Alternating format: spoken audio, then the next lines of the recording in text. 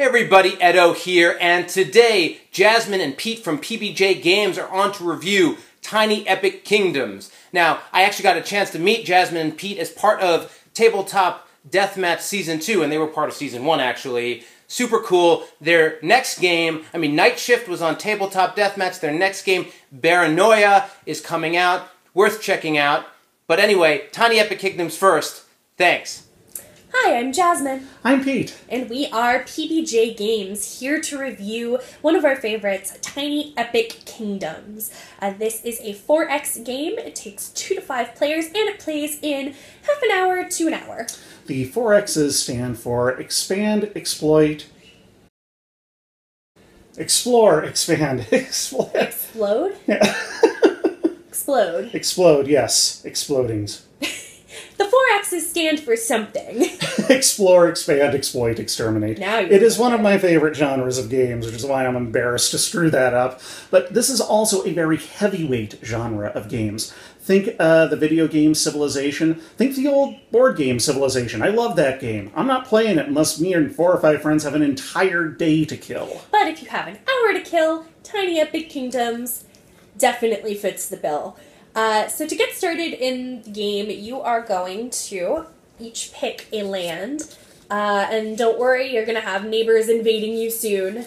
Prepare for guests. Yeah, you can see each one is slightly different but has some of the same features. This is going to affect your strategy throughout the game. The other thing that's going to affect your strategy and gameplay is your character or your race. There's things like goblins, dark elves, merfolk. These are just the backs, by the way. Beautiful artwork. And each one of these characters has different magic tree options here.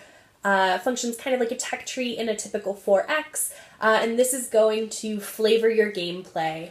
Yeah, the differing magic trees for each race add a ton of replayability and are remarkably well balanced. They give every race its own unique flavor and playing style without completely overwhelming the base game.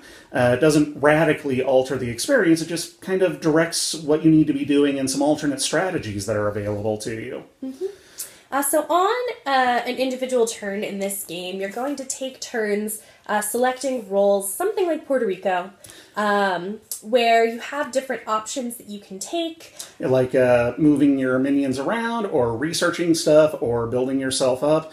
One of the interesting things about this is that, unlike Puerto Rico, there is no inherent advantage to being the one to select an action. So if you're not thinking ahead, you can find yourself backed into a corner where the only actions available to you only benefit your opponents. Mm-hmm.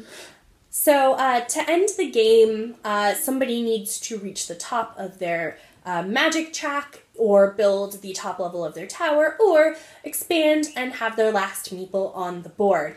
The round would then finish out, and then you tally up points based on how far you got on your tower, how many meeples you have out, how high you got on your magic research track, and a few other odds and a couple of ends. other things. The points have been remarkably balanced as well. Jasmine and I have very different playing styles in it. I always beeline for the magic. She loves building her a big tower, and we're consistently within 1 or 2 points of each other. So this is a great one to break out for family game night if you have some older kids. It's great to play with friends, or we like to play it just on our couples game nights. So we highly recommend Tiny Epic Kingdoms, both for the experienced 4X lover and for people who are looking to either get into the genre or just want to try something new. And that was Jasmine and Pete from PBJ Games reviewing Tiny Epic Kingdoms. I have to say, having played it, it's a cool game. I actually, honestly, wanted it to be bigger. It's cool for it to be carried around, but I was like, I'd enjoy this game more bigger. So please make the Tiny Epic Kingdoms big version of the game. I'd like that. I don't need to carry my games around as much. I'd love them to be bigger. But nevertheless, check it out. Subscribe, share, all that jazz. More importantly, play some big games. Play some good games and potentially some big games or tiny ones. Thanks. Bye.